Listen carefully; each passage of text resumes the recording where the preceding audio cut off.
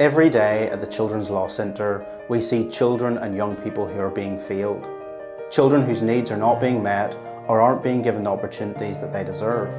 Children who could have a brighter future, full of possibility. We see it, we know that you see it too.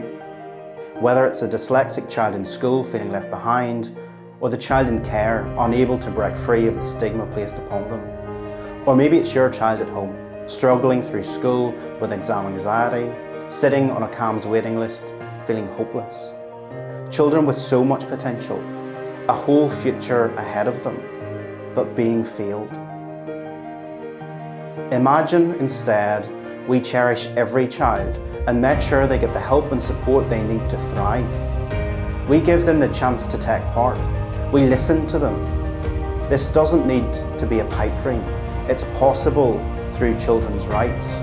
We know because we've asked the experts who work with children and young people every day.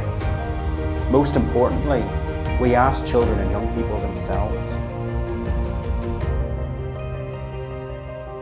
This year, the United Nations Committee on the Rights of the Child will produce a set of recommendations on how the Northern Ireland Executive and UK Government can fulfil their obligations to children and young people.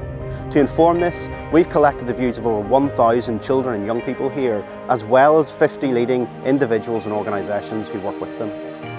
We need to protect our children from physical punishment and give them equal protection.